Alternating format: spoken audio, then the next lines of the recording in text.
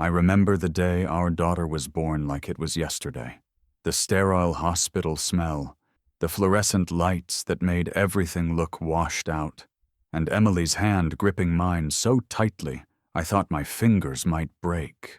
When they placed Lily in my arms, this tiny bundle wrapped in a pink blanket, something inside me changed forever. Her eyes were still swollen shut, her skin wrinkled and red, but she was the most beautiful thing I'd ever seen. "Hi there, little one," I whispered, my voice cracking. "I'm your dad." Emily and I had tried for 3 years to have a baby. The monthly disappointments, the fertility treatments, the arguments that erupted from our shared frustration. We'd almost given up hope.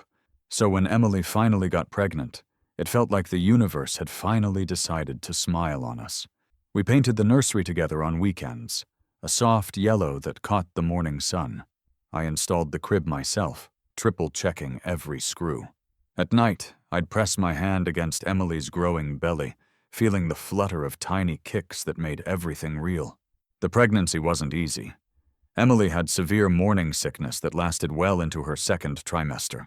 I'd hold her hair back while she vomited, bring her crackers and ginger ale, and tell her jokes to make her smile through the discomfort. Her hormones were all over the place, but I understood. This was part of the journey we'd longed for. When she snapped at me for buying the wrong brand of prenatal vitamins, I didn't take it personally. When she cried over commercials with babies in them, I just handed her tissues. We were in this together. But Lily came 6 weeks early. One minute we were having dinner, talking about our plans for the weekend, and the next Emily was doubled over in pain, her face drained of color. "Something's wrong," she gasped. And I've never driven so recklessly in my life as I did on the way to the hospital that night. The doctors moved with urgent efficiency, medical terms flying over our heads as they rushed Emily into an emergency C-section. Placental abruption, they said. Dangerous for both mother and baby.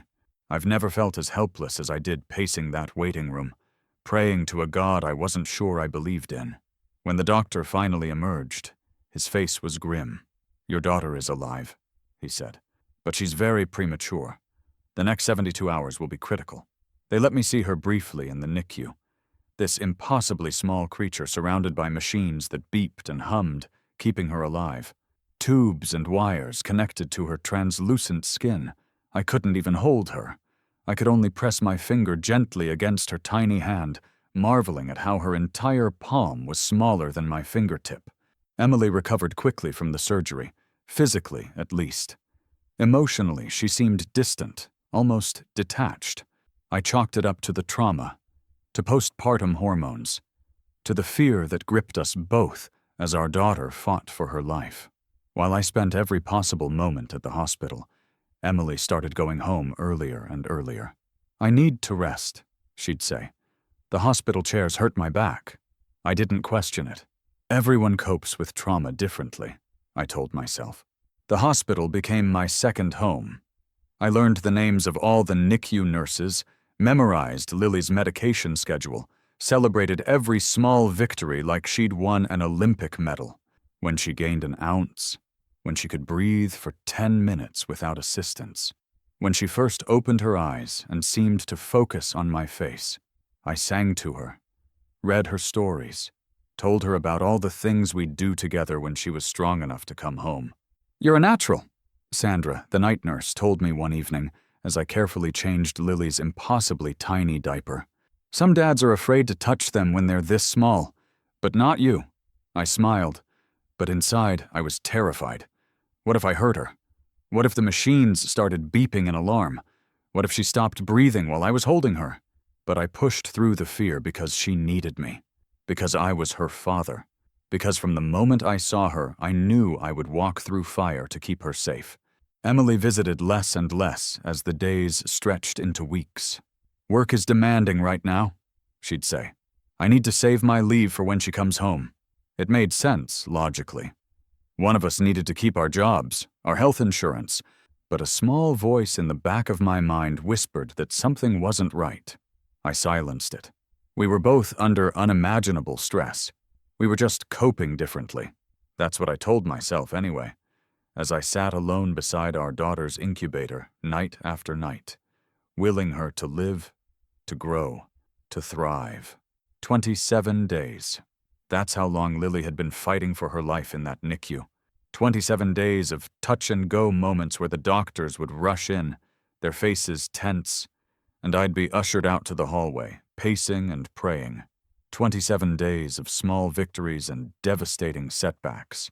27 days of Emily's increasingly conspicuous absence.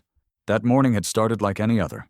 I'd slept in the recliner next to Lily's incubator, my neck stiff from the awkward angle. The sunrise filtered through the blinds, casting stripes of golden light across the room. Lily had a good night. Her oxygen levels had remained stable, and she'd even gained another precious ounce. Dr. Patel had stopped by early, nodding approvingly at her chart. "She's a fighter, your daughter," he said, his eyes crinkling at the corners above his surgical mask. "If she continues like this, we might be able to talk about taking her home in a few weeks." Home. The word filled me with equal parts joy and anxiety. Our apartment wasn't ready yet. The nursery half finished, supplies still in shopping bags. Emily had lost interest in completing it after Lily's premature arrival, and I'd been at the hospital every waking moment. I made a mental note to call my brother, ask if he could help get things ready. I texted Emily the good news, expecting her to call immediately or rush over. When an hour passed with no response, I called her. Straight to voicemail. I tried again at noon, same result.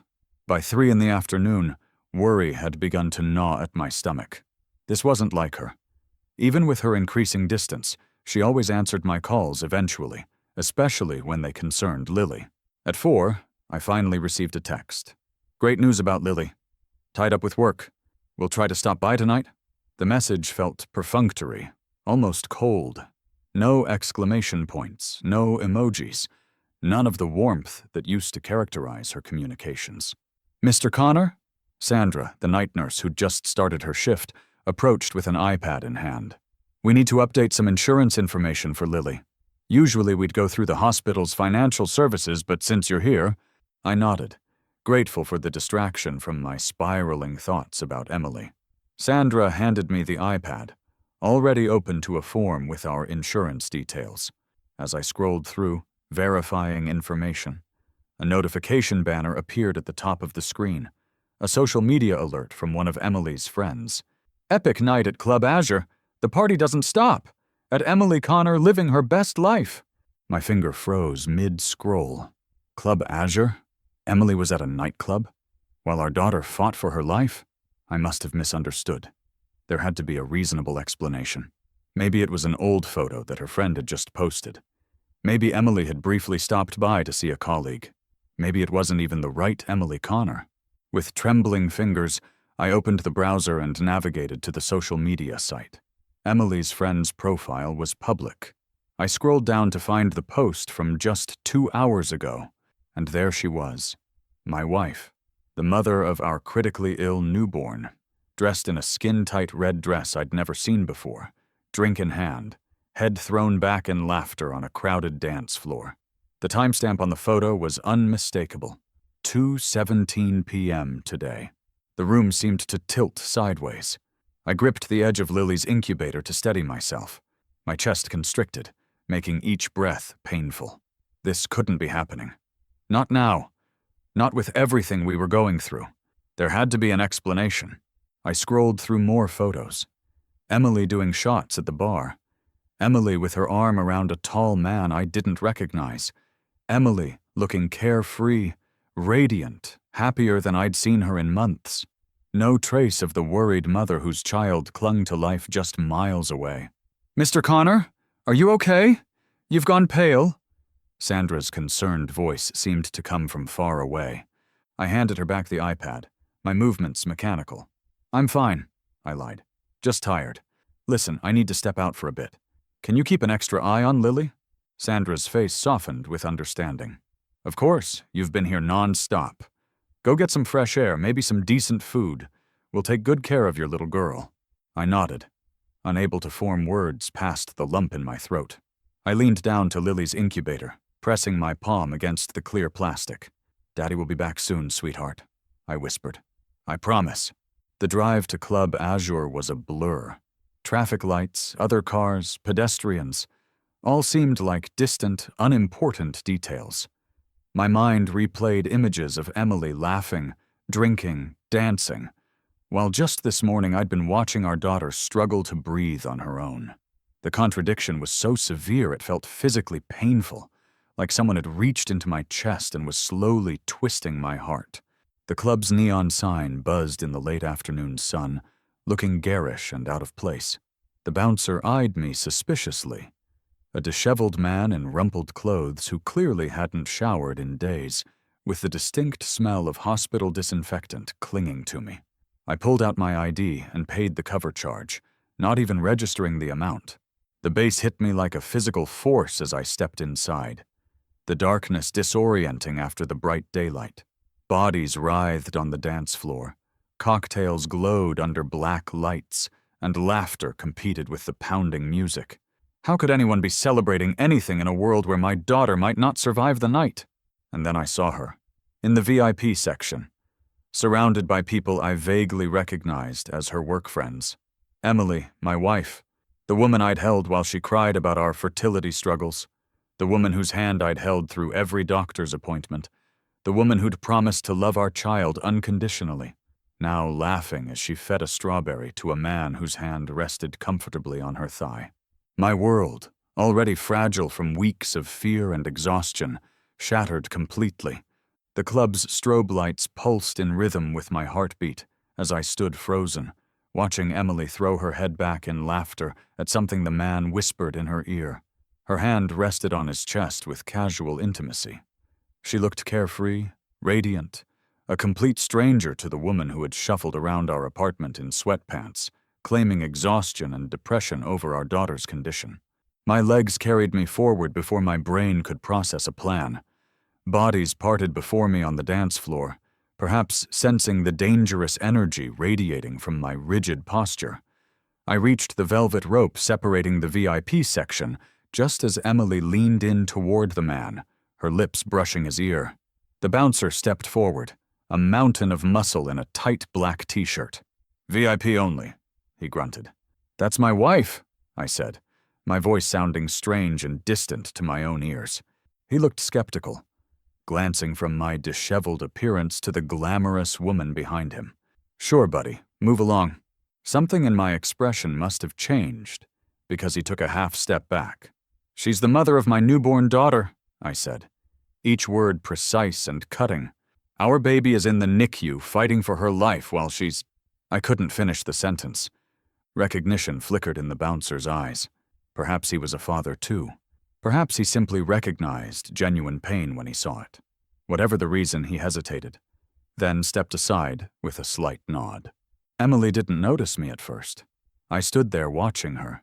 This woman I thought I knew better than anyone in the world, now a complete stranger. When she finally looked up and our eyes met, the smile died on her lips. Color drained from her face. The man beside her, sensing the sudden tension, glanced between us with confusion.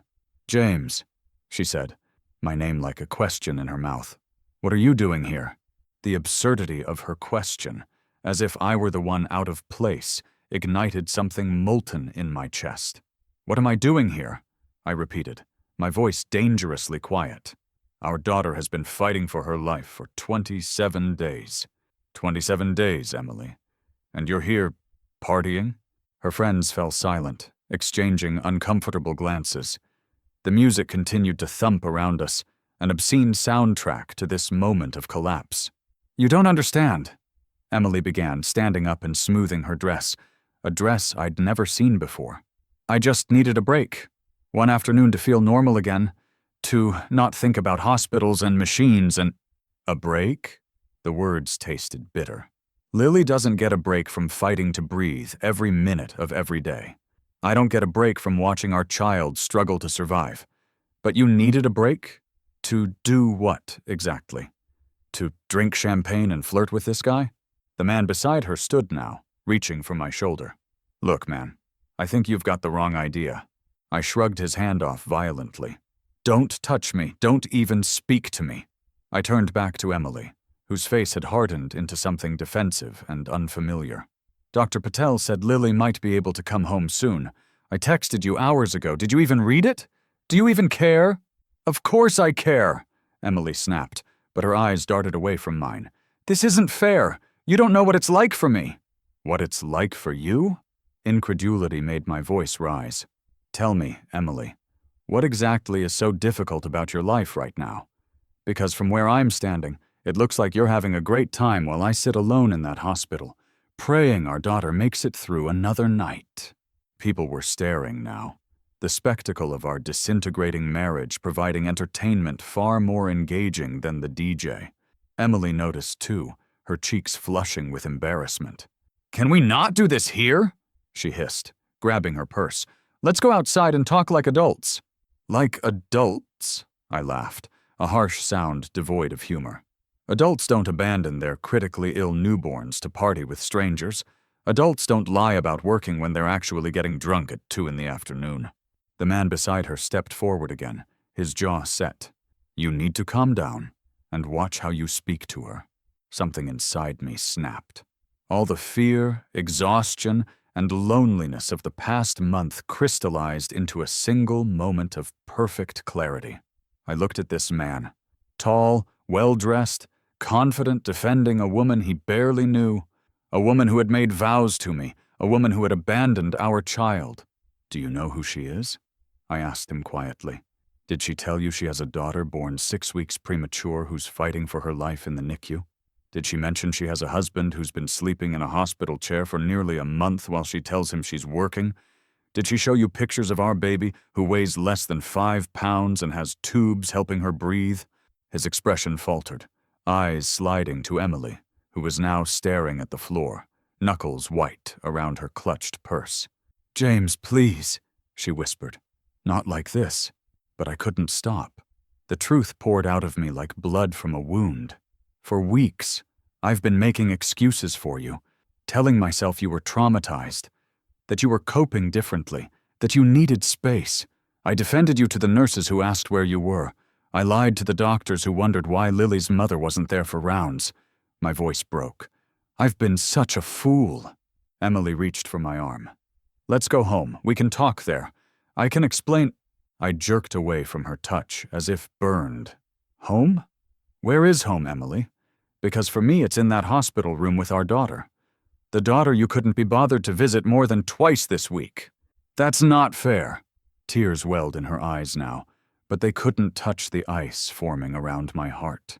"You don't understand how hard this has been for me. Seeing her like that, so small, so fragile. I can't handle it the way you can."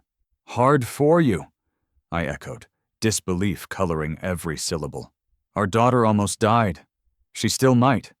And your response is to come here? To what? Drink and dance and flirt while she struggles to live?" The cruel truth of it hung in the air between us, undeniable even through the throbbing music and flashing lights. Emily's tears spilled over, mascara tracking down her cheeks. For the first time, I felt nothing at the sight of her crying. "I'm going back to our daughter," I said finally, my voice hollow. "Someone needs to be there when she wakes up. Someone needs to love her enough to stay." As I turned to leave, Emily grabbed my sleeve. "James, wait. Please, it's not what you think. I looked back at her one last time. At this woman I had loved with everything in me. This stranger wearing my wife's face. "Save it for someone who still believes you," I said quietly. "I'll be with Lily. That's where I belong. That's where you should be too, if you were any kind of mother." The words were cruel, perhaps unforgivable, but in that moment, the truth felt more important than kindness.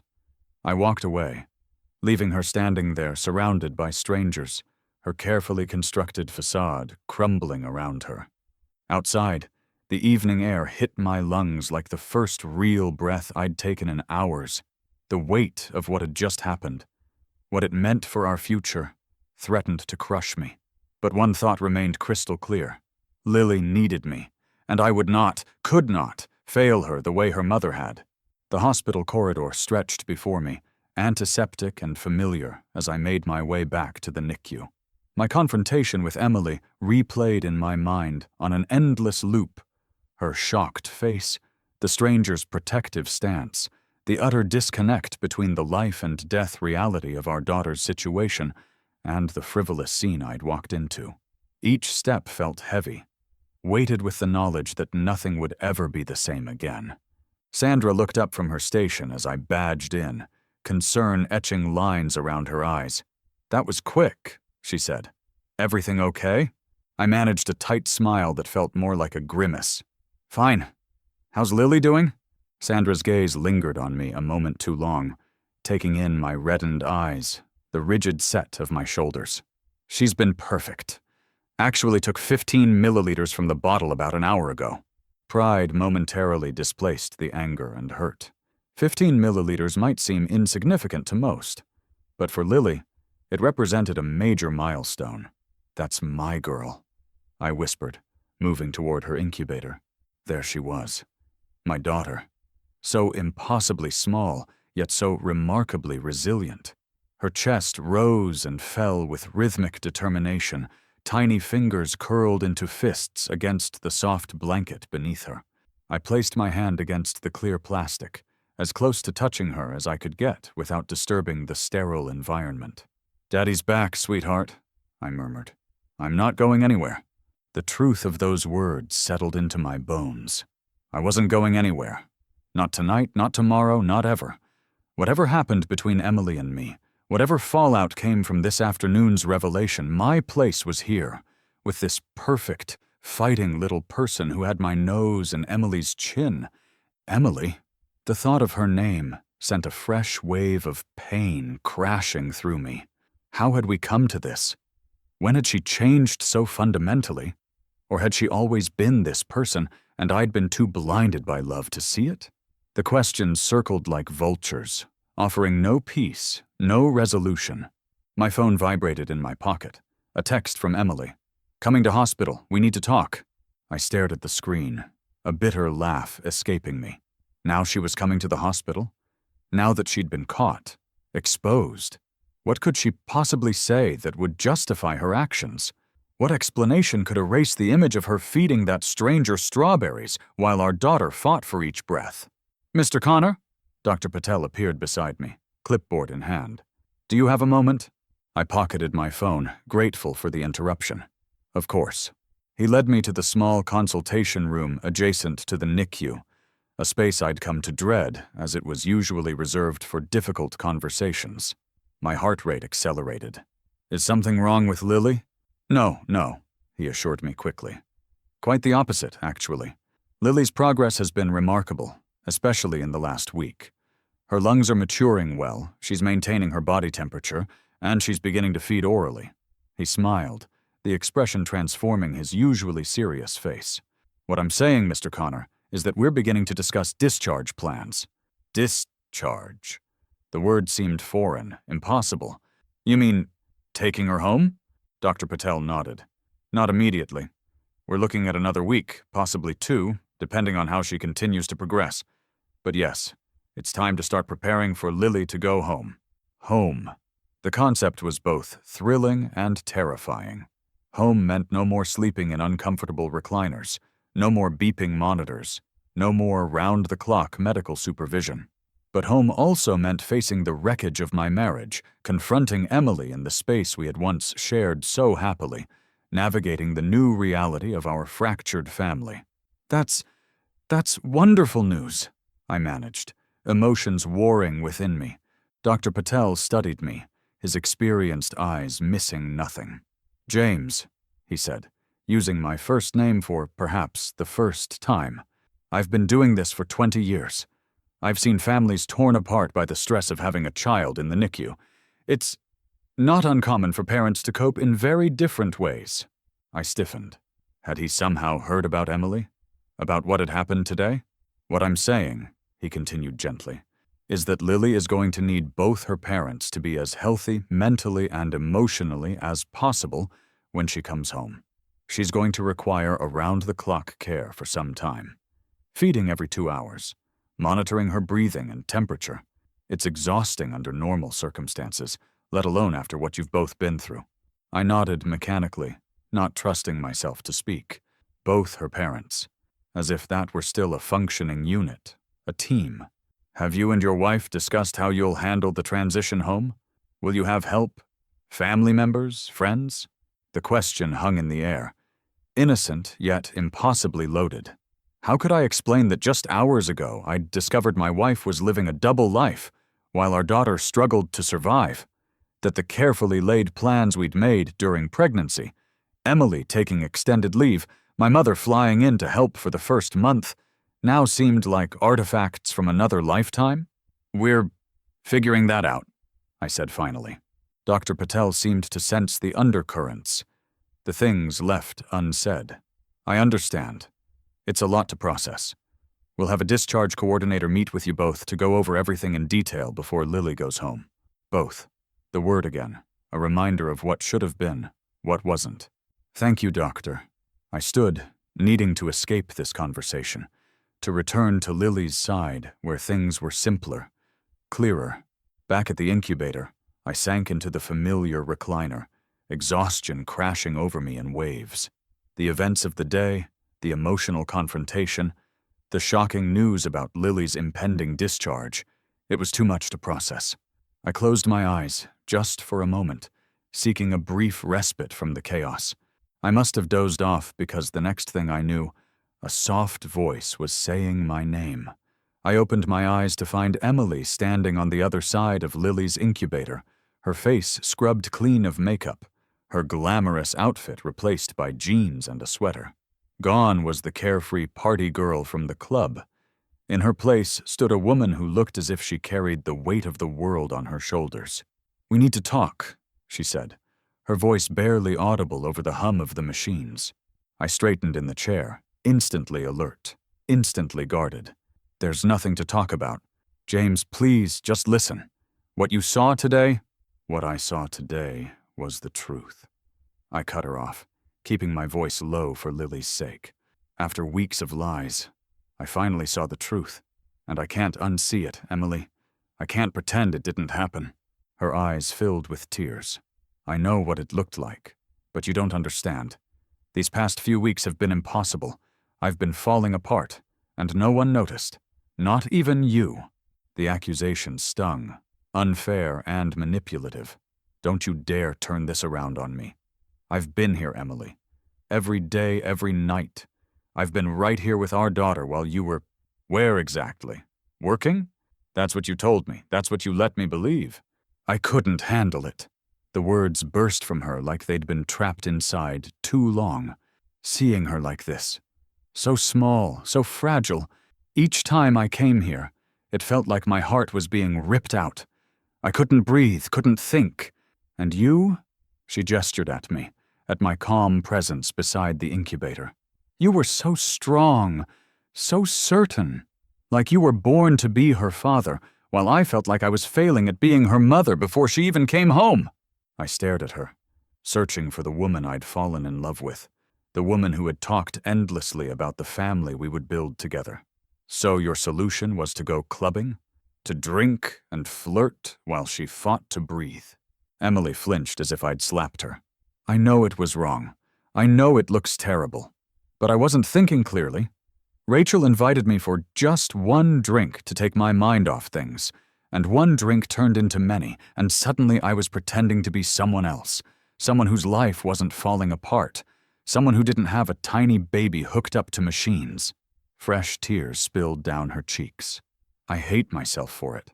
I hate what I've done, how I've acted. But I don't know how to be the mother she needs. I don't know how to be as strong as you are. Part of me wanted to comfort her.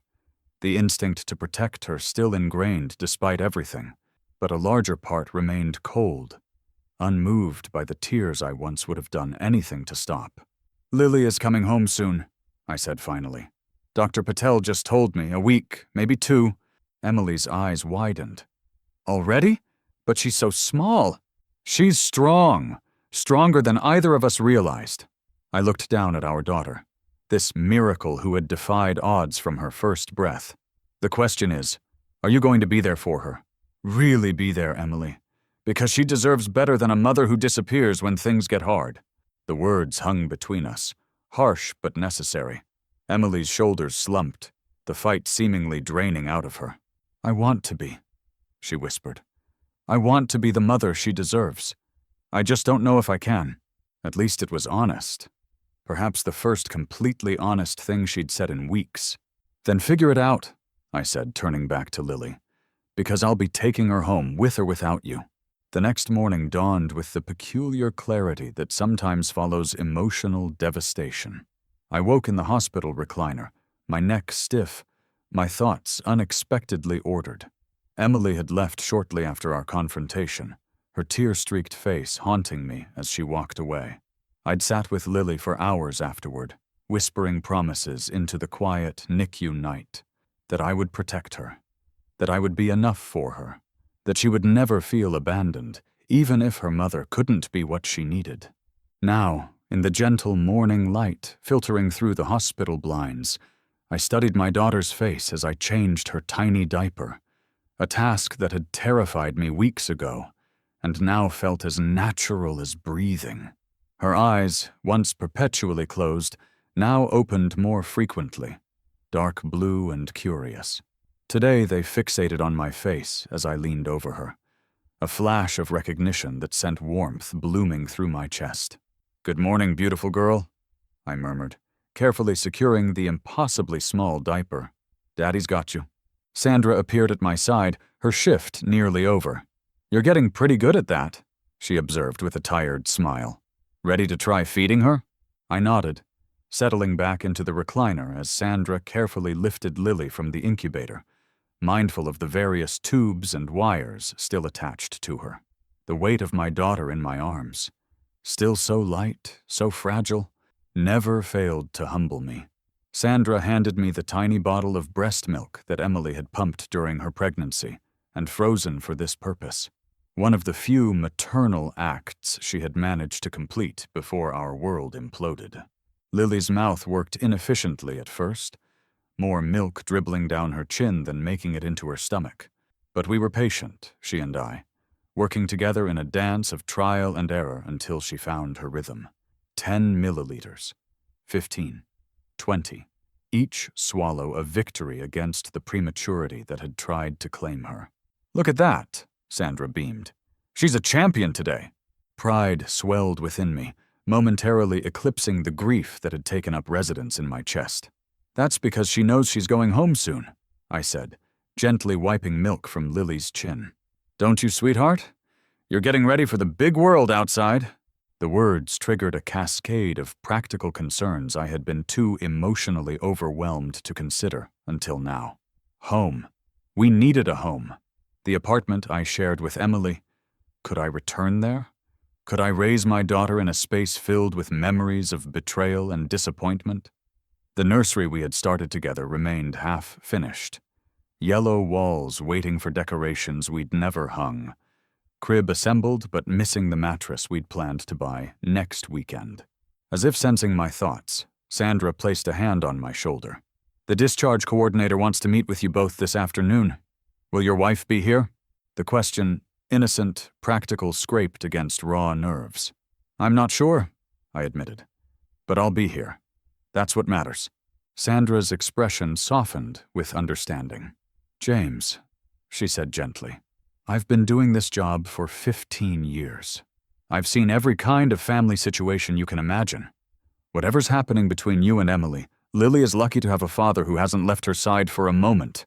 Tears threatened, unexpected and unwelcome. I blinked them back, focusing on Lily's perfect face. "Thank you," I managed. "That means a lot." After Sandra left, I settled into the morning routine.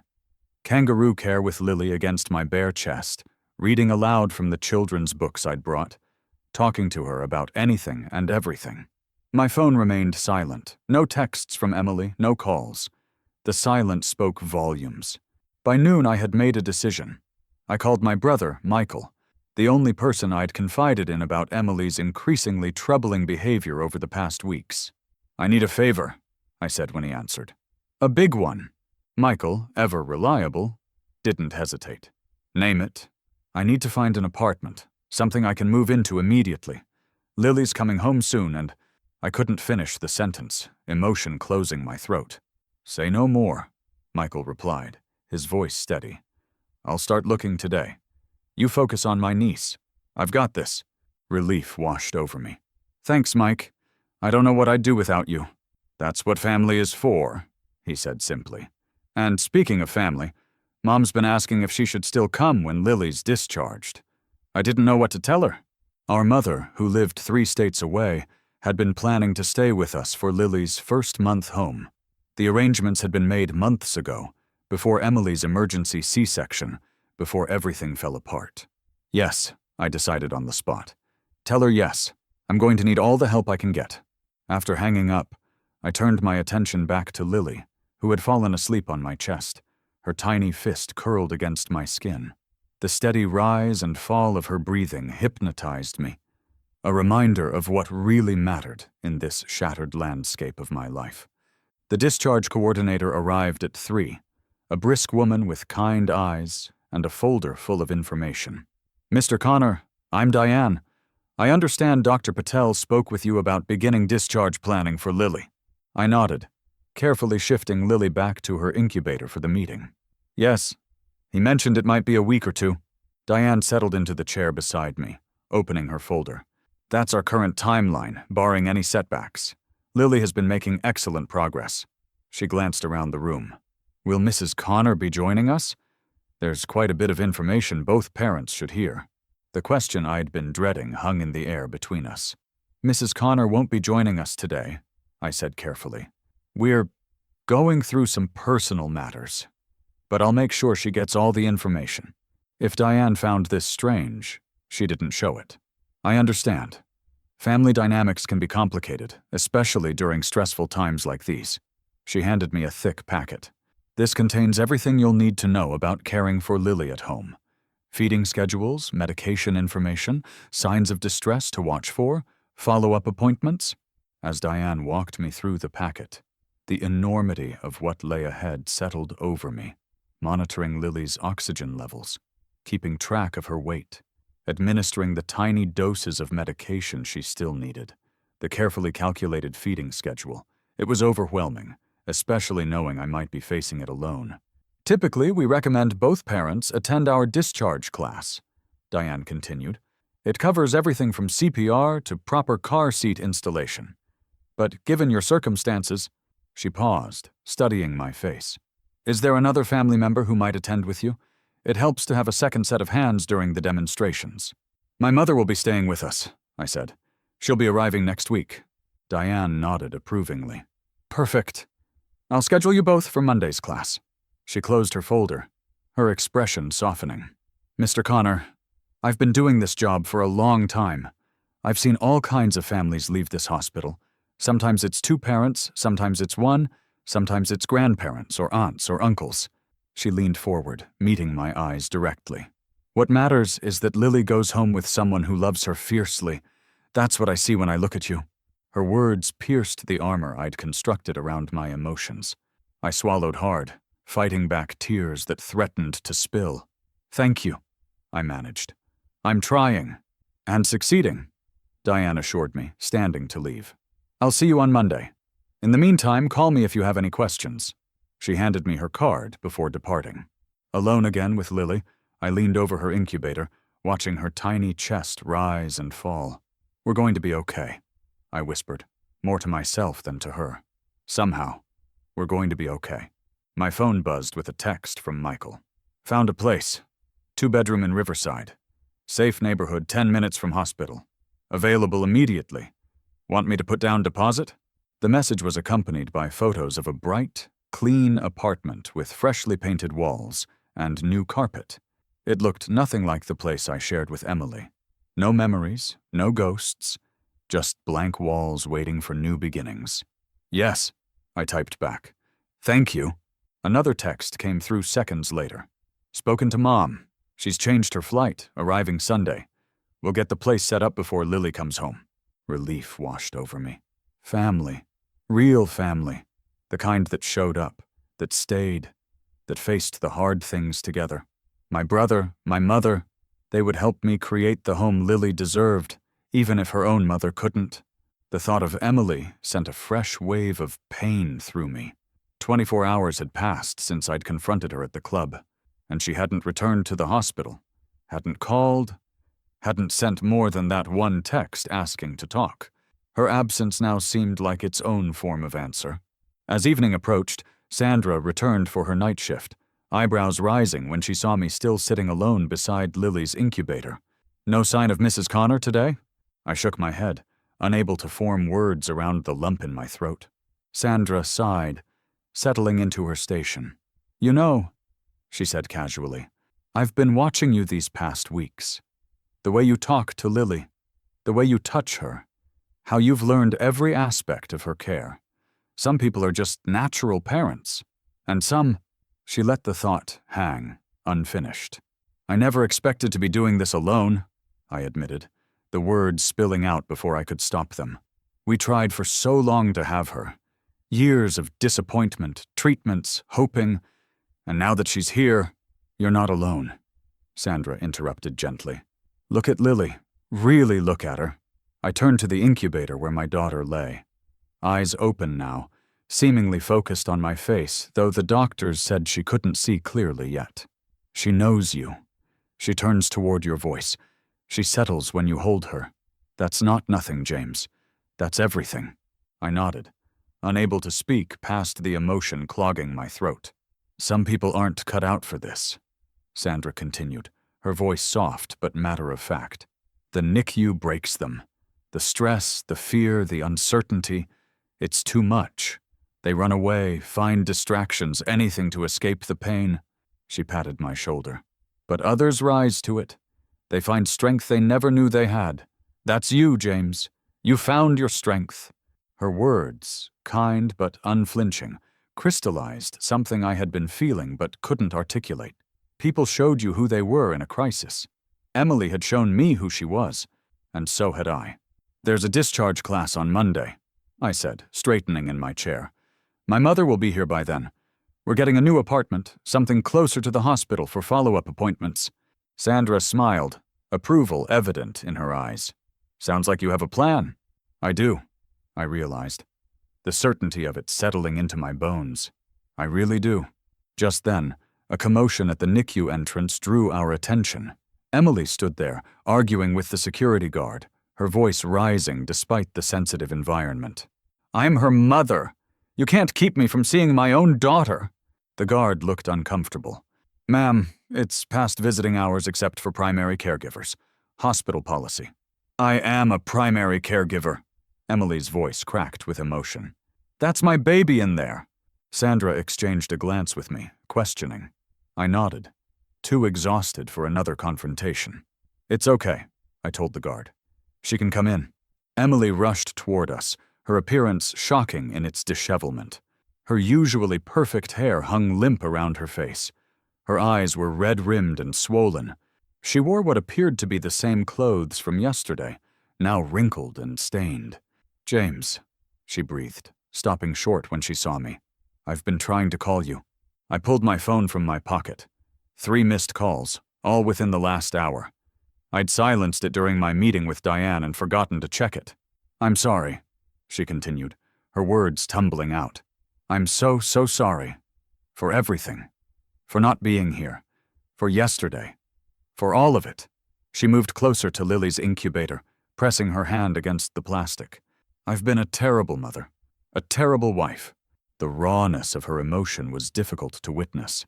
This wasn't the carefree woman from the club, nor the distant figure who had gradually withdrawn from our life together. This was someone broken open, vulnerable in a way I hadn't seen since the early days of our fertility struggles. "I spoke to Dr. Maxwell today," she said quietly, naming the therapist she'd briefly seen after our second miscarriage. "I'm starting sessions tomorrow, twice a week." She looked up at me, eyes swimming with tears. "I have postpartum depression, James. Severe. It's not an excuse for what I've done, but it might be an explanation." The words hung between us, heavy with implication. Postpartum depression. I'd read about it during Emily's pregnancy, a condition that could transform a loving mother into someone unrecognizable. But it didn't erase the betrayal, the lies, the man with his hand on her thigh. "That's good," I said finally, my voice neutral. "Getting help is good." She seemed to deflate at my lack of warmth, but nodded. Diane called me about the discharge planning. She said you met with her today. Yes. I want to be there, James. For the class on Monday, for Lily coming home. Her voice cracked. For everything. I want to try to be the mother she deserves. I studied her face, searching for sincerity, for the woman I had once trusted completely. It's not that simple, Emily. I know, she whispered. I know it's not. But I have to try. She's my daughter, too. The truth of those words caught me off guard. No matter what had happened between us, Emily was Lily's mother. That biological fact couldn't be erased by her actions, her absence, her betrayal. I've found an apartment, I said finally, for Lily and me. My mother is coming on Sunday to help.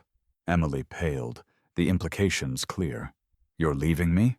I think you left us weeks ago, I replied, the words holding no anger now, just a tired acceptance. I'm just making it official.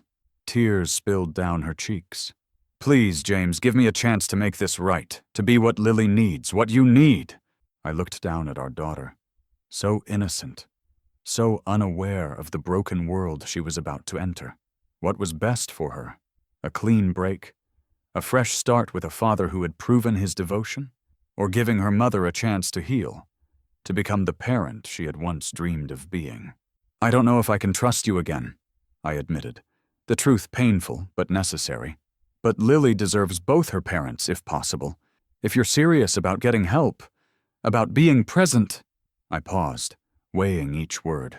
We can take it one day at a time. Relief washed over Emily's face, though tempered by the gravity of our situation. One day at a time, she repeated. I can do that, I will do that. As we stood on either side of our daughter's incubator, the chasm between us seemed both unbridgeable and inconsequential compared to the tiny life we had created together. Whatever happened next, whatever path our fractured family took, one thing remained certain: Lily would be loved. By me, without question or condition. And by Emily, well, that remained to be seen. But for the first time in weeks, a fragile hope flickered to life. Not for us as a couple. That dream had shattered too completely to be easily repaired. But for Lily, for the possibility that she might have two parents who fought their way back from the brink to give her the life she deserved. It wasn't forgiveness. It wasn't reconciliation. But it was a start. 1 week later, I stood at the entrance to Terminal C at O'Hare International Airport, scanning the crowd for my mother's familiar figure. The terminal buzzed with activity, travelers rushing to gates, emotional reunions, tearful goodbyes. Each scene felt magnified, as if my recent experiences had heightened my sensitivity to the human dramas unfolding around me. My phone vibrated with a text from Sandra. Lily gained another ounce. 4 pounds 7 ounces now. Little champion. A smile broke across my face as I typed back a quick thank you. Every ounce brought us closer to discharge, closer to bringing Lily home to the apartment that Michael and I had spent the past week preparing. The nursery furniture had been delivered yesterday. A new crib, changing table, glider chair. No remnants of the half-finished yellow room in the apartment I'd shared with Emily. No ghosts of broken promises. Emily. The thought of her name no longer triggered the same white-hot pain it had a week ago. We'd established an uneasy truce, taking turns at Lily's bedside, careful to schedule our visits at different times to avoid the tension that still crackled between us. She'd attended 2 therapy sessions, had met with a psychiatrist who prescribed medication for her depression. Small steps on a long road. James! My mother's voice cut through the airport cacophony. I turned to see her pushing through the crowd, her petite frame somehow commanding space as she approached, pulling a large suitcase behind her. Mom! The word came out choked as she enveloped me in a fierce hug, her familiar perfume white shoulders, the same she'd worn my entire life, enveloping me. I hadn't realized how desperately I needed this. The solid, unquestioning support of the woman who had raised me alone after my father died when I was 12. She pulled back, her hands on my shoulders, studying my face with the intensity only a mother could muster. You look exhausted, she concluded, but standing. That's what matters. I managed a smile. Standing is about right. How's my granddaughter? The pride in her voice was unmistakable, though she had yet to meet Lily except through the photos I'd sent daily. Getting stronger every day. 4 pounds, 7 ounces as of this morning. A behemoth, my mother declared with conviction that made me laugh despite everything. And Emily? How is she doing with all this? The question sobered me instantly. I'd given my mother only the barest outlines of what had happened, that Emily and I were separating, that she was struggling with postpartum depression. The full, ugly truth seemed too raw to share, even with her. She's getting help, I said carefully. Taking medication, seeing a therapist twice a week. My mother nodded, saying nothing but her eyes missing nothing. The silent understanding between us was a comfort. She wouldn't push, wouldn't pry, would simply be there, solid and unwavering in her support. Let's get your bags to the car, I suggested, reaching for her luggage. I want to show you the apartment and then we can go see Lily. The ride from the airport gave me time to fill my mother in on Lily's progress, the discharge plans, the upcoming training session the next day. She listened attentively, asking occasional questions, her practical nature already evident in her focus on logistics rather than emotions. So both you and Emily will attend the discharge class tomorrow? She asked as we neared the apartment. That's the plan. She'll meet us at the hospital at 9. I hesitated, then added, I've told her she can visit Lily at the apartment after discharge. Supervised visits, at least at first. My mother's eyebrows rose slightly, but she kept her voice neutral. That seems reasonable. What about legal arrangements? Custody? The question cut to the heart of issues I'd been avoiding. We haven't discussed that yet. Everything's happened so fast. She patted my hand where it rested on the steering wheel. One step at a time, James. You don't have to figure everything out today. At the apartment, my mother inspected every room with the thoroughness of a military commander, nodding approvingly at the nursery setup, testing the water pressure in the bathroom, checking the locks on the windows. It's a good space, she declared finally. Safe, clean, close to the hospital for follow-ups. You've done well. Her approval meant more than I wanted to admit. Michael helped a lot. He's been incredible through all this. Your brother loves you. We both do. She settled onto the new couch, a purchase I'd made with money I couldn't really afford, but the idea of bringing home Emily's furniture had been unbearable. Now, tell me what time we need to leave to see my granddaughter. The NICU had become so familiar to me that I sometimes forgot how intimidating it could be for first-time visitors. I watched my mother's face as she followed the hand-washing protocol, donned the required gown, and finally approached Lily's incubator.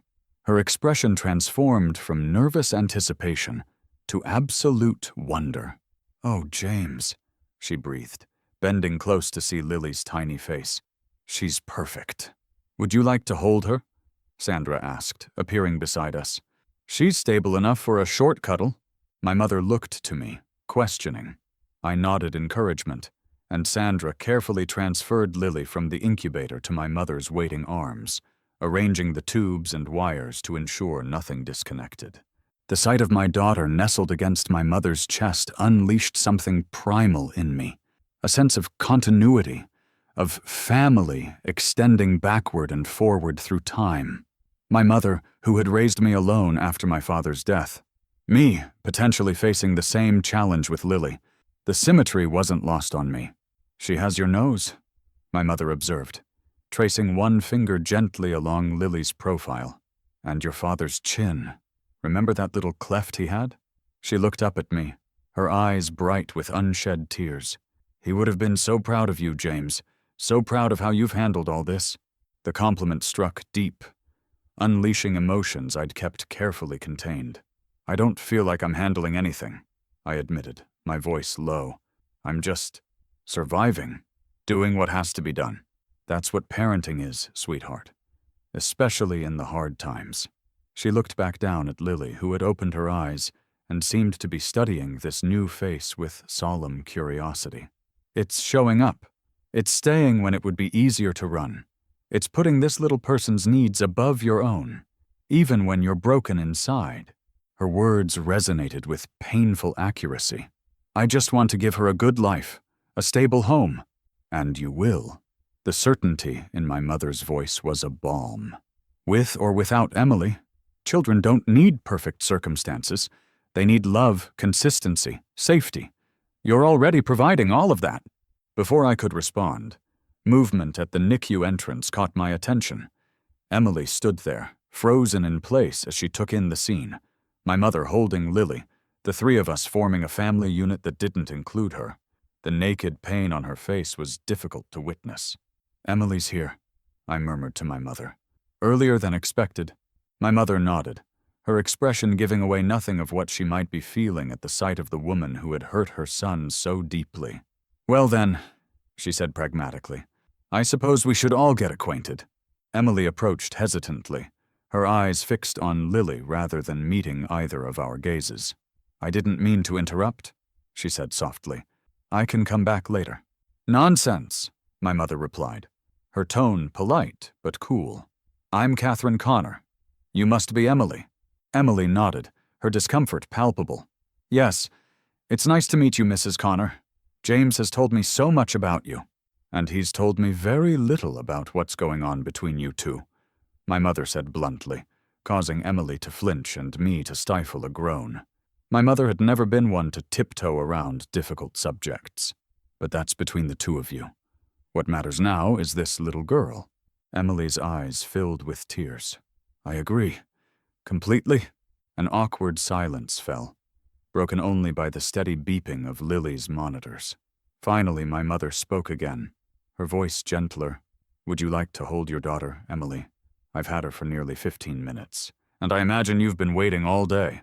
The simple courtesy seemed to catch Emily off guard. She nodded wordlessly as my mother stood carefully, allowing Sandra to transfer Lily to her mother's arms. I watched Emily's face as she cradled our daughter. The reverence, the love, the fear all plainly visible. Whatever else had happened, whatever mistakes she had made, the connection between mother and child was real. "I'll give you some privacy," my mother announced, sensing perhaps that her presence was adding to the tension. "James, I'll wait in the family room. Take your time." After she departed, Emily and I sat in silence for several minutes, both watching Lily as she drifted into sleep in her mother's arms. "Your mother seems wonderful," Emily said finally. "She is—" Another silence stretched between us. "I saw Dr. Maxwell again yesterday," Emily volunteered. "The medication is helping, I think. I feel more present, less like I'm drowning." I nodded, unsure what to say. The gap between us felt both vast and insignificant compared to the tiny life we shared. "The apartment is ready," I said after a moment. "Nursery's all set up. We've got the discharge class tomorrow at 9. "I'll be there," Emily promised quickly. "Early, even. I've been reading the materials Diane gave us, making notes." Her eagerness to prove herself, to demonstrate her commitment, was both heartening and sad. The Emily I had fallen in love with had never needed to convince me of anything. I had trusted her implicitly, believed in her completely. That trust, once shattered, couldn't be repaired with a few days of effort, no matter how sincere. "That's good," I said, keeping my tone neutral. "Lily's going to need both of us to be prepared." Emily's eyes filled with tears again. "I know you can't forgive me yet," she said quietly. "Maybe ever. I wouldn't forgive me either. But I'm trying, James. I swear to you, I'm trying." I looked at her, really looked at her, for the first time in days. The woman holding our daughter wasn't the carefree party girl from the club, nor was she the vibrant, confident woman I'd married. She was something in between, someone emerging from a dark place, fragile but fighting. "I believe you," I said finally. "I believe you're trying." It wasn't much, but it was all I could honestly give. Emily seemed to understand, nodding as she gently stroked Lily's cheek with one finger. "That's all I can ask for right now," she whispered. "A chance to show you, to show her." As we sat there, 3 broken people forming a family unlike anything I had envisioned, I realized that the airport, the place where my mother had arrived, where this new chapter of our lives had begun, marked a boundary between what was and what would be. On one side lay the past, The perfect life I had thought we were building. The betrayal that had shattered it. The pain that had nearly broken me. On the other side waited the future. Uncertain, uncharted, but centered around the tiny person Emily now held. I didn't know what that future held for us. Whether Emily would continue to heal. Whether I would ever trust her again. Whether we could forge some new kind of family from the wreckage of the old one. But I knew with absolute certainty that we would find out, one day at a time, for Lily's sake. And for now, that would have to be enough. The morning of Lily's discharge dawned bright and clear, sunlight streaming through the apartment windows as I moved through final preparations with methodical precision. The car seat had been installed and checked 3 times. The nursery was stocked with everything from preemie diapers to the special formula she would need until she grew stronger. The refrigerator was filled with prepared meals my mother had spent the past days cooking. Every surface had been sanitized, every potential hazard removed. "You're overthinking this," my mother observed from the kitchen doorway, watching as I wiped down countertops for the 3rd time. "The apartment is perfect. Everything is ready." I paused, cloth in hand, aware of the nervous energy radiating from my movements. "I just want everything to be right for her." "It will be," she assured me, gently taking the cleaning supplies from my hands. "Now go shower and change. We need to leave in 45 minutes to meet Emily and sign all the discharge paperwork." Emily, the thought of her still triggered a complex swirl of emotions. Anger tempered by pity. Betrayal softened by the genuine effort she'd made over the past 10 days. She had attended every medical appointment, had participated fully in the discharge class, had studied the complicated medication schedule until she could recite it from memory. The desperate desire to prove herself worthy of being Lily's mother was evident in her every action. But the man from the club still haunted me.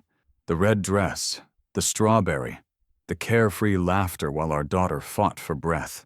Those images remained burned into my consciousness, impossible to erase despite Emily's tearful explanations, her therapist's letters about postpartum depression, her evident remorse. One day at a time, I reminded myself, my mother's steady mantra over the past week. We didn't have to solve everything today. We just had to bring Lily home safely. At the hospital, Emily was already waiting in the NICU conference room when we arrived. Dressed simply in jeans and a sweater, her hair pulled back in a ponytail. Gone was any trace of the glamorous woman from the club. In her place sat someone whom I might have trusted with my child, had I not known better. "Good morning," she greeted us, voice carefully neutral. "Dr. Patel is on his way with the final paperwork." My mother nodded politely, taking a seat across the table. I remained standing, too restless to sit. "How is she this morning?" I asked. "Perfect," Emily replied, a genuine smile lighting her face for the first time. "Sandra said she took her full bottle at the 6 a.m. feeding, all 4 ounces. Pride swelled in my chest. Our little fighter. Against all odds, she was coming home today, weighing a hard-won 5 pounds, breathing on her own, ready to face the world outside the hospital walls. Dr. Patel arrived with Diane, the discharge coordinator, both carrying stacks of paperwork. "The big day has arrived," he announced, his usually serious expression softened by a smile. "Lily is officially ready to graduate from the NICU." The next hour passed in a blur of signatures, final instructions, prescription explanations. Both Emily and I signed the discharge forms as Lily's parents. The stark reality of co-parenting from separate households suddenly concrete in the dual signatures required on each document. "We've scheduled her first follow-up appointment for next Wednesday," Diane explained, handing us each a copy of the calendar. "Dr. Patel will want to see her weekly for the first month, then bi-weekly if all goes well. The lactation consultant will come to your home tomorrow, Mr. Connor, to help with the transition to breast milk if Mrs. Connor is still planning to pump." Emily nodded quickly. "I am. I've been keeping up the schedule, freezing everything." An awkward silence followed, the practical realities of our situation hanging heavy in the air. Emily was still producing breast milk for a baby who would live primarily with me. She would visit during the day, as we'd agreed, But the nights, the endless, exhausting nights of newborn care would fall to me and my mother. "We've worked out a schedule," I said, addressing Diane's unspoken concern. "Emily will bring fresh milk each morning and spend the day with Lily. My mother and I will handle the nights." Dr. Patel and Diane exchanged a glance I couldn't quite interpret. "It's unusual," Dr. Patel admitted, "but not unprecedented. The most important thing is that Lily has consistent care and plenty of love, which she clearly does." He closed the last folder. "Now let's go get your daughter ready to leave." In the NICU, Sandra and the other nurses, who had become like family over the past 5 weeks, had decorated Lily's station with streamers and a small graduation day sign. Several had tears in their eyes as they helped us dress Lily in the going-home outfit we'd chosen, a soft pink sleeper that still swallowed her tiny frame. "I can't believe how far she's come," Sandra said, carefully removing the last monitoring wire from Lily's chest. "From that first night when we weren't sure she'd make it through until morning, to this, a strong, beautiful baby ready to go home." I swallowed hard against the emotion threatening to overwhelm me. "We couldn't have done it without all of you." "You did the hard part," Sandra assured me, placing Lily in my arms one last time before she would be secured in her car seat. "You showed up. Every day, every night, you were here." Her gaze flickered briefly to Emily, then back to me. "That's what she'll remember, in her own way. That someone was always here." The car seat test, a mandatory final step to ensure Lily could maintain her oxygen levels while secured in the semi-upright position, passed without incident. One final check of her vital signs, one last round of hugs from the nursing staff, and suddenly we were walking toward the elevator. Lily secured in her car seat carrier, Emily and my mother flanking me like an honor guard. The journey from the NICU to the hospital entrance felt ceremonial, weighty with significance. Each step took us further from the controlled environment where Lily had spent her entire life, closer to the unpredictable world waiting outside. I found myself walking more slowly, grip tightening on the carrier handle. "She's ready," Dr. Patel assured me at the hospital entrance, reading my hesitation correctly. "And so are you." Outside, the November air held the first hint of winter, sharp and clean. Emily reached out instinctively to adjust the blanket around Lily's car seat, her hand brushing mine in the process. The momentary contact sent an unexpected jolt through me. Not desire or affection, but something more complicated. Recognition, perhaps, of our inextricable connection through this tiny person we had created together. "I'll follow you to the apartment," Emily said as we reached the parking area. "I've got the first batch of breast milk in the cooler." The drive home was tense with anticipation, my eyes constantly darting to the rearview mirror to check on Lily, though I could see nothing but the top of her car seat. My mother sat in the back beside her, one hand resting reassuringly on the carrier. "She's fine," my mother said, after the 4th time I'd asked. "Sleeping peacefully. Eyes on the road, James." At the apartment, the reality of our new arrangement crystallized as Emily followed us inside, her status now that of visitor rather than resident. She stood awkwardly in the living room as I carefully removed Lily from her car seat, the sleeping baby not even stirring during the transfer. "Would you like to hold her while I put the milk away?" I offered, a peace offering of sorts.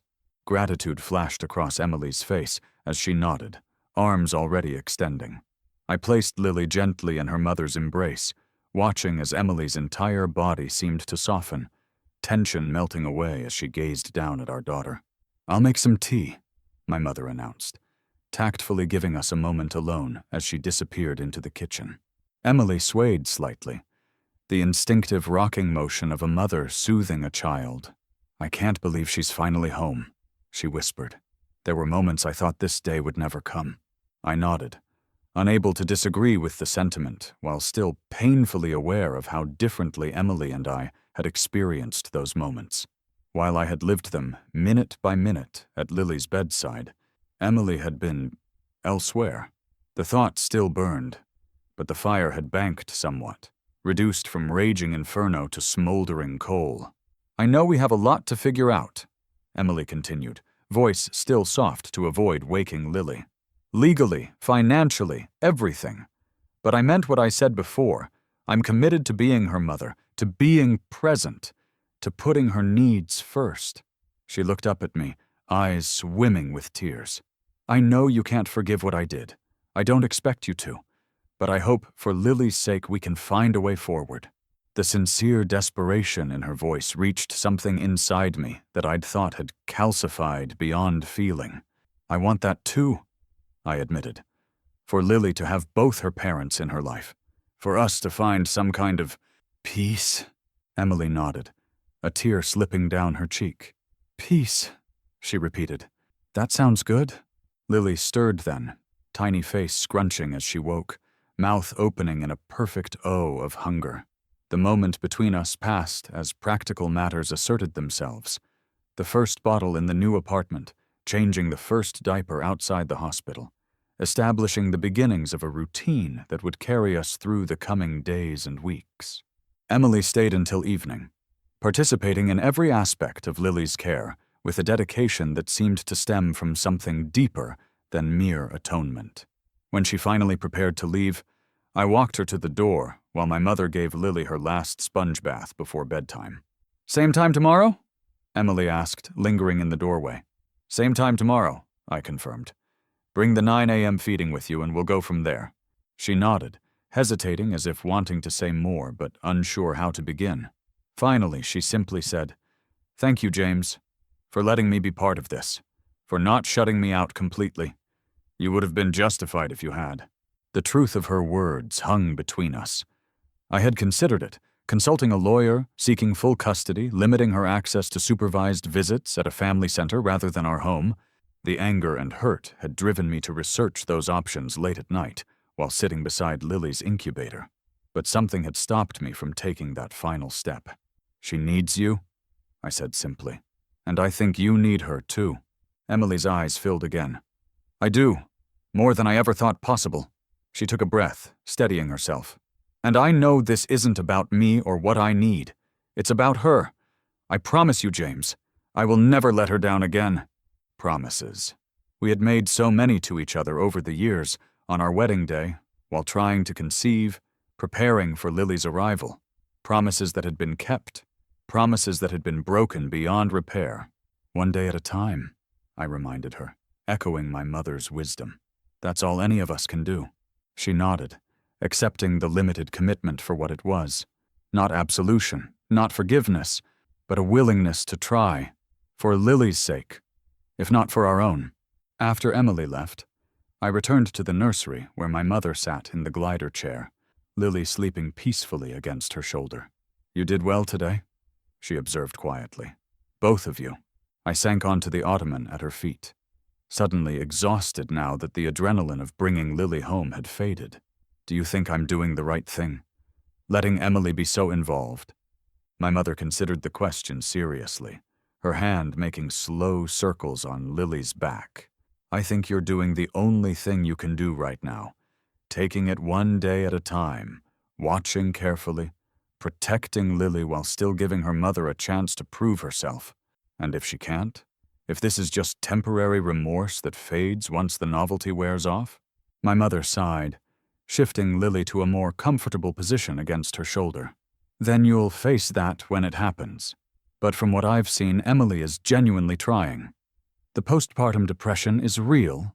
I saw it in her eyes, that same hollowness I recognized in my sister after her second baby.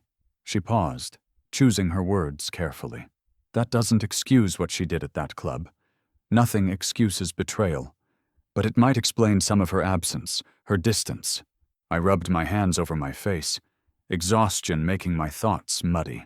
I keep thinking about what Sandra said, that Lily will remember, in her own way, who was there and who wasn't. And she will, my mother agreed.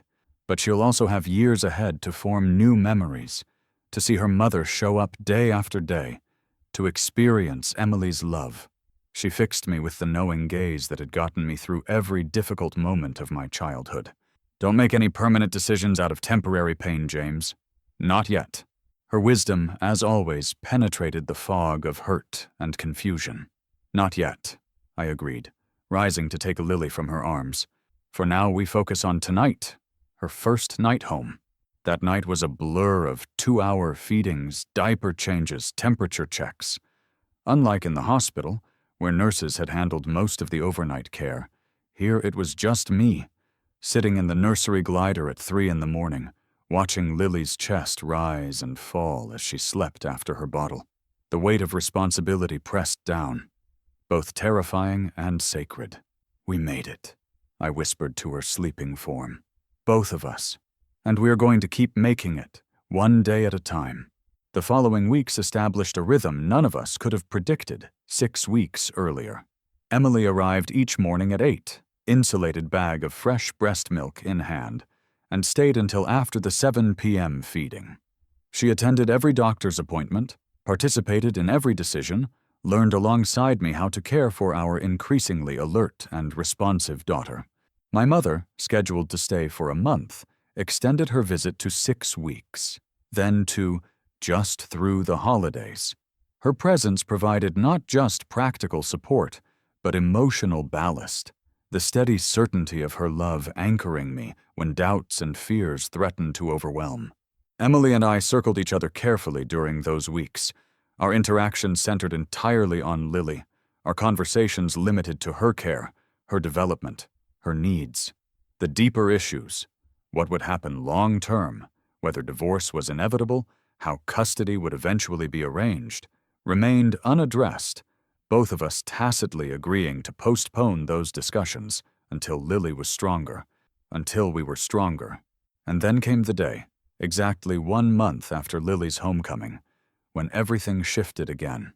I was at the kitchen table, reviewing medical bills while Lily napped and my mother was out grocery shopping.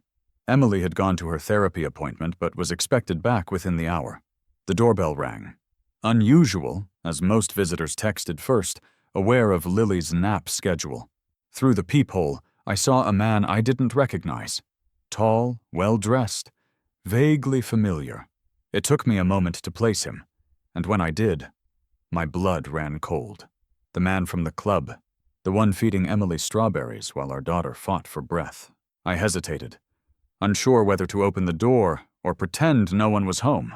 But the anger that had simmered for weeks surged forward, propelling my hand to the doorknob before I could think better of it. "Can I help you?" My voice was ice as I opened the door just wide enough to block any attempt at entry.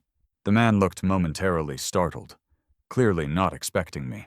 "I'm looking for Emily Connor," he said, the statement lilting up into a question. "I was told this is where she's staying during the day." "She's not here," I replied flatly. "And who exactly are you?" He shifted uncomfortably. "I'm David Mercer. I work with Emily at Patterson & Klein." He extended a hand which I pointedly did not take. "I'm sorry to drop by unannounced, but she hasn't been answering my calls. And I was worried about her." Worried about her? The audacity of his concern ignited something dangerous inside me. "Worried," I repeated, the single word loaded with contempt. "Like you were worried that day at Club Azure, when you had your hands all over my wife while our newborn daughter was in critical condition in the NICU?" David's face paled. "Listen, that wasn't... I didn't know about your daughter. Emily never said Save it," I cut him off. "Whatever was between you and Emily is over. She's focused on our daughter now, as she should have been all along." His expression shifted, a flash of irritation breaking through the discomfort. "Look, I'm not here to cause problems, but Emily and I were close before all this happened. We've been partners on the Westridge account for months. I just want to make sure she's okay." Close partners? The implications hung in the air, unspoken but unmistakable. Had it been going on before Lily's birth? Before the emergency C-section? How long had Emily been lying, betraying, living a double life? "She's fine," I said, my voice steady despite the turmoil inside. "She'll be back at work after the new year. Until then, I suggest you respect her privacy and her family." I moved to close the door, but David placed his hand against it. "Wait, can you at least give her something?" He reached into his pocket, producing a small velvet box. "It's her Christmas bonus. Everyone at the firm got one. I volunteered to drop hers off since I was in the area." The explanation seemed plausible enough, but the familiarity with which he handled the box, as if he'd been in a position to give Emily gifts before, sent another surge of anger through me. Still, I took the box, if only to end the encounter more quickly. I'll see that she gets it, I said coldly. Goodbye, David. After closing the door, I stood in the entryway, the small velvet box seeming to burn in my palm. The temptation to open it, to confirm what I suspected, that this was more than a bonus from her workplace, was nearly overwhelming. But a small sound from the nursery pulled me back to my senses. Lily was stirring from her nap, her soft fussing a reminder of what really mattered. I placed the box on the entry table and went to my daughter, lifting her from the crib and breathing in her sweet, milky scent. "Hey there, beautiful," I murmured against her downy head.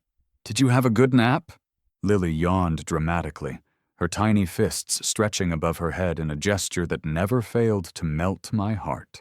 At 2 months old, 6 weeks adjusted age, she was beginning to fill out, her premature gauntness giving way to delicious baby rolls at her wrists and thighs. Her eyes, once unfocused, now tracked my face with undisguised adoration. By the time Emily arrived 30 minutes later, I had changed Lily, given her a bottle, and was sitting with her on the living room floor for tummy time, the daily exercise meant to strengthen her neck muscles. The velvet box remained unopened on the entry table, a ticking bomb waiting to detonate. "How was therapy?" I asked as Emily hung up her coat. "Good," she replied, already moving toward Lily with outstretched arms. "Dr. Maxwell thinks I'm making progress. The medication dosage seems right, finally." She knelt beside us, bending to kiss Lily's head. "How's my beautiful girl today?" "You had a visitor," I said, unable to maintain the pretense of normalcy for another moment. "David Mercer dropped by." Emily froze, her face draining of color. "David was here? Why?"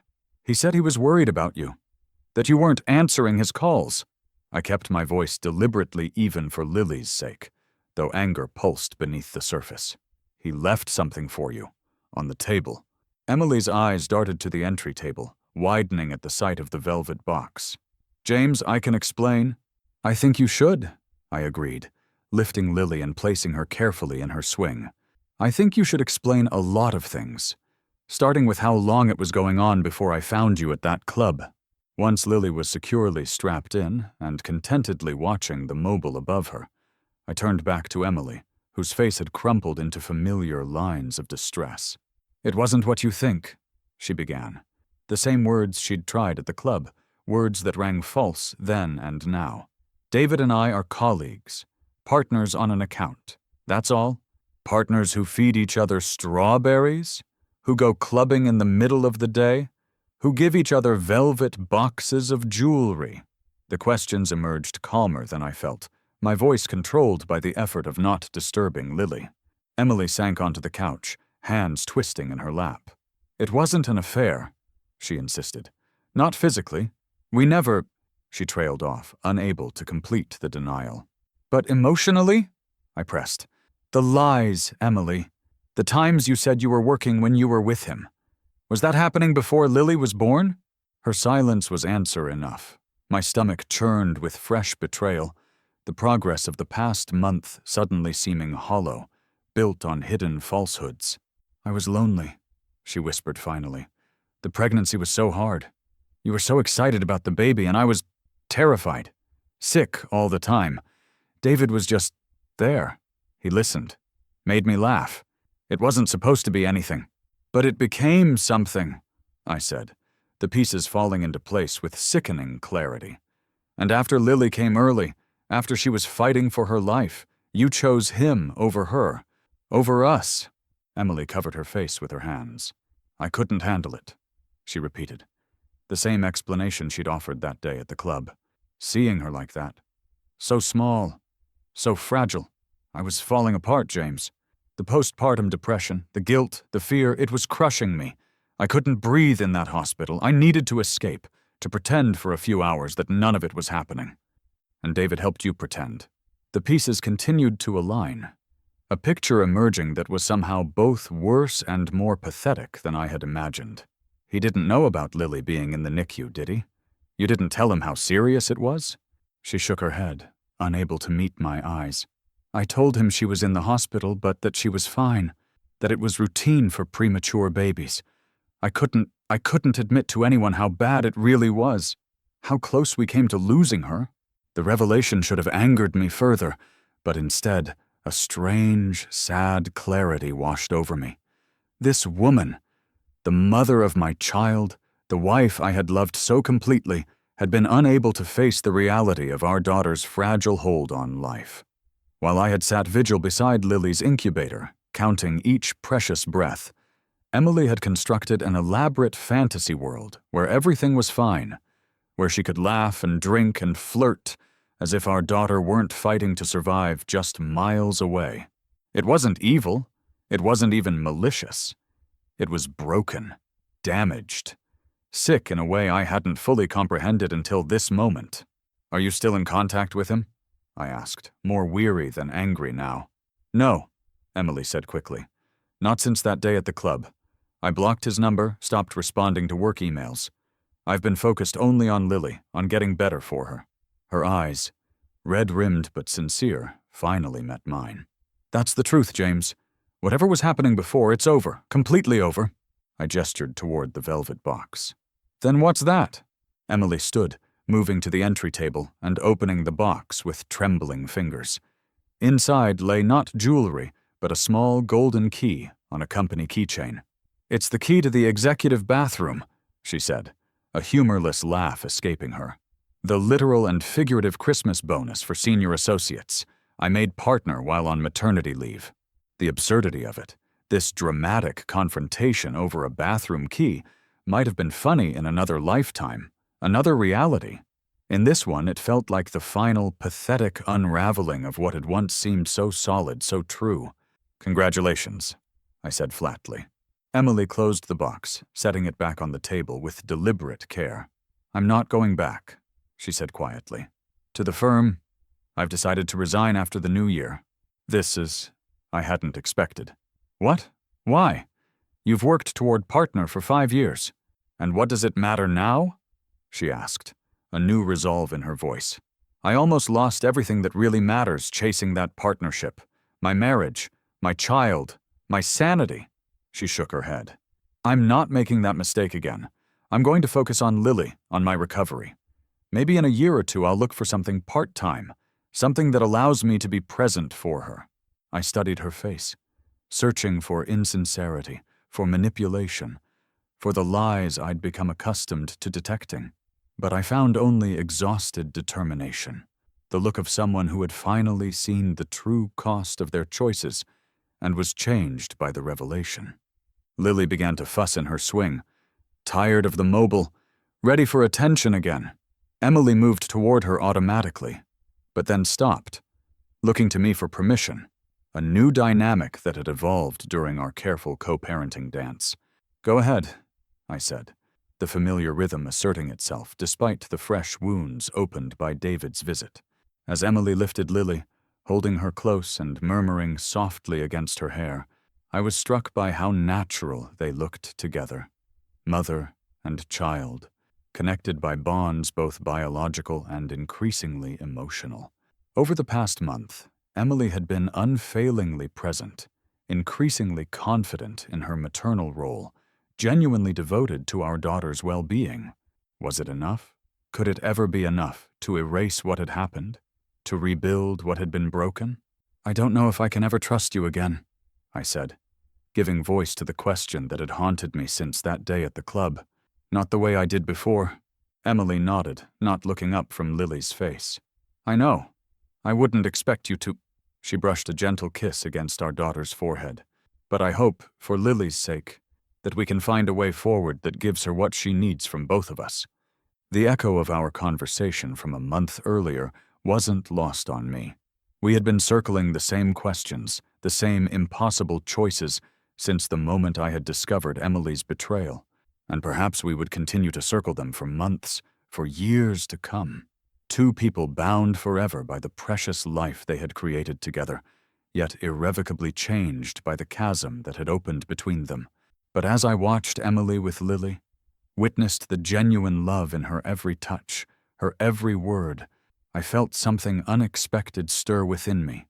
Not forgiveness, not yet, but perhaps the first fragile seed of acceptance. Acceptance that this was our reality now, that we would never go back to what we had been, that the future would look nothing like the past we had planned together, and perhaps, just perhaps, that was as it should be. The airport had been the pivotal setting where this new chapter of our lives had begun, where my mother had arrived to help us navigate the uncharted waters of our broken family, where the clear line between past and future had been drawn. But now I realized that the real journey had only just begun. The path forward would be neither straight nor simple, but filled with unexpected turns, with moments of doubt and fear, with small victories and inevitable setbacks. Like Lily in her first fragile weeks of life, our new reality remained vulnerable, uncertain, its survival not yet assured. But also, like Lily, it held possibility, the chance to grow into something stronger, more resilient than what had come before. Not perfect, never perfect, but perhaps in its own way, enough. One day at a time, I said, the mantra that had carried us this far. That's all any of us can do. Emily looked up at me, her eyes clear despite the tears that threatened. One day at a time, she agreed, holding our daughter a little closer, a little more confidently than she had a month before. For Lily, I echoed, the one certainty in this uncertain future, that whatever happened between Emily and me, our daughter would be loved, protected, cherished, by both of us in whatever way we could manage. That much at least we could promise. And maybe, just maybe, that promise would be enough to build something new from the ashes of what we had lost.